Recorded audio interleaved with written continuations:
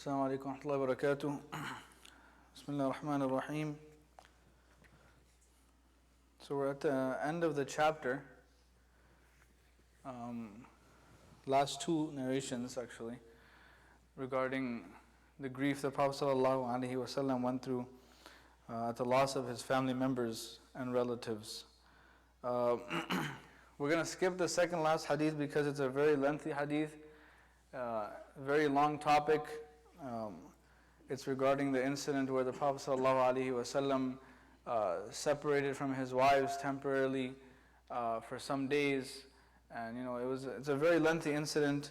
Inshallah, we can go into that detail a different time. At the end, basically, Abu Bakr radiallahu anhu and Umar radiallahu anhu, they went to their daughters and they encouraged them to go to the Prophet ﷺ, and the ayat came down, and so, inshallah, we'll get into the detail of that at a different time. Well, the last hadith of this chapter is related to the similar topic. Urwa radiallahu anhu, he mentions that Rasulullah sallallahu alayhi wa sallam طلق سودة فلما خرج إلى الصلاة أمسكت بثوبه فقالت ما لي في الرجال حاجة لكني أريد أن أحشر في أزواجك قال فرجعها وجعل يومها لعائشة. So this hadith in Bayhaqi, Rasulullah sallallahu alayhi wa sallam, he gave his wife Sauda radiallahu anha a divorce, طلقها, but it was a divorce. The word طلقة tells us that it was a single revocable divorce, meaning that it can be taken back. When he was leaving for the prayer, this is the time where the iddah, where the Prophet ﷺ, where Sauda radiallahu anha, she was in iddah, and it's basically the waiting period, the 3 cycles after the talaq happens. So she was in this period when the Prophet ﷺ was leaving for salah one time. So she went and she held on to his garment, and she explained that I want to be taken back, and the reason she mentioned is because I want to be counted as a wife in the hereafter. So Rasulullah sallallahu alaihi wasallam, when she did this action, Rasulullah sallallahu alaihi wasallam took her back. وَجَعَلَ يَوْمَهَا لِعَيْشَةٍ. So every wife was designated a day with the Prophet ﷺ, but she, because she wanted to show her affection and she knew that this would please Rasulullah sallallahu alaihi wasallam, she gave her day up for Aisha radiallahu anha. So Aisha radiallahu anha now had 2 days with the Prophet sallallahu alaihi wasallam. There's many details even in this narration, but the simple lesson, or there's a few lessons actually, we'll quickly go over them. One is, the commentators mention that because this was an internal matter, we do not delve into the life of the Prophet ﷺ. We do not know exactly what caused this. But one thing we have to realize is that as Rasulullah ﷺ gave her divorce, this is something natural in Islam. This is something that Allah subhanahu wa ta'ala has made permissible. So as he gave her the divorce and he took her back, this did not affect her rank in any way. We cannot disrespect her in any way because of this. Does not change the level of piety. She is still the Ummahat al-Mu'mineen. She is still one of our blessed mothers. So this does not change her rank. When we hear this narration, this should not change our thoughts about the blessed mother of all of the believers. This is number one. Number two is, in any marriage, in any relationship, there is ups and downs. There is reasons why there's a reason why Allah subhanahu wa ta'ala made divorce permissible, because it is not always meant to be that people will live together forever. Sometimes it happens where things do not work out, and because of that, there is a natural cause or natural way Allah subhanahu wa ta'ala made a healthy way for a marriage to split as well. So Rasulullah sallallahu alaihi wasallam, even in this matter, was an example and a role model for us. But the most important, I think, lesson that we can take from this, without getting too into detail, is that the first word that I mentioned, طَلَّقَهَا, that he gave her one retractable divorce. And in this day and age, this is a very big issue, because when we get into heated moments or arguments, many people come and they say, Shaykh, I gave 3. Or I just said it multiple times.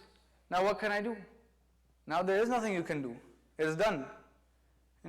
Once the 3 is given, then there's no going back. Without going into all the fiqhi details. So this is one of the commentator made a point to mention this, that from this word we have to realize how Rasulullah sallallahu alaihi wasallam is teaching us and being a role model for us even in this situation.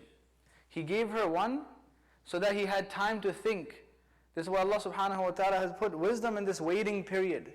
Where this waiting period is a time where the wife still stays in the same house. She still gets to, she can still dress up.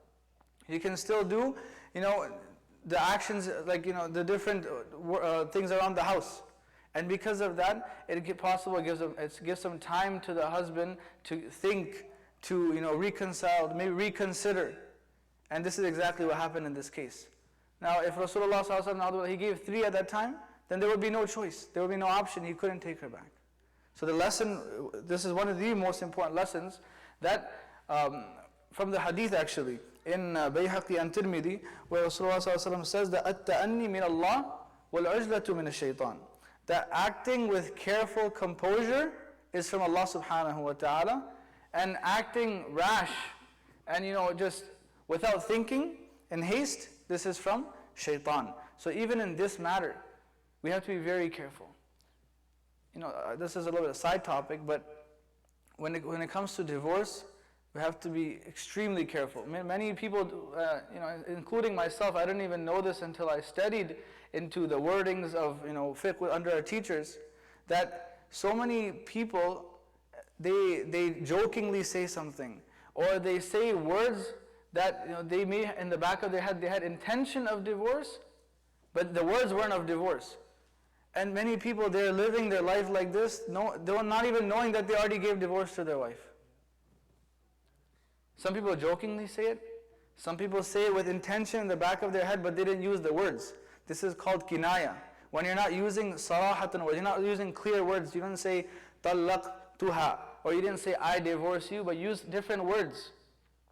A simple example, when for example, you have in the back of your head divorce, like the niyyah is of divorce, and you say, go back to your parents' house, or get out of here. With the right intention, this can become a divorce. But many people don't understand, and many people don't know this. So this is something that we have to be very careful when we are speaking.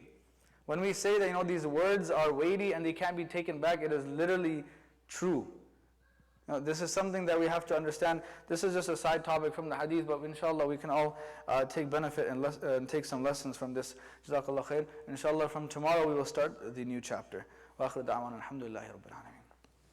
سبحانك اللهم وبحمدك نشهد أن لا إله إلا أنت نستغفرك ونتوب إليك اللهم أنت السلام ومنك السلام وتباركت على الجلال والإكرام ربنا آتنا في الدنيا حسنة وفي الآخرة حسنة وقنا عذاب النار ربنا ظلمنا أنفسنا وإن لم تغفر لنا وترحمنا لنكونن من الخاسرين اللهم أرنا الحق حقا وارزقنا اتباعه وأرنا الباطل باطلا وارزقنا اجتنابه اللهم أجرنا من النار اللهم أجرنا من خزي الدنيا وعذاب الآخرة اللهم اغفر لنا وارحمنا اللهم إنك عفو كريم تحب العفو فاعف عنا اللهم إنا نسألك رضاك والجنة ونعوذ بك من سخطك وغضبك والنار ربنا هب لنا من أزواجنا وذرياتنا قرة أعين وجعلنا للمتقين إماما اللهم إنا نسألك من خير ما سألك منه نبيك محمد صلى الله عليه وسلم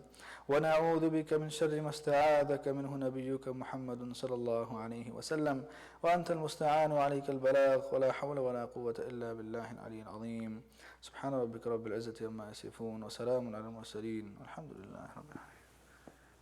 Inshallah, after the remaining sunnah and witr, everyone's requested to just stay back for a few minutes. I have brought some dates and zamzam from Makkah, Medina. Inshallah, I can share with everyone. Jazakallah khair.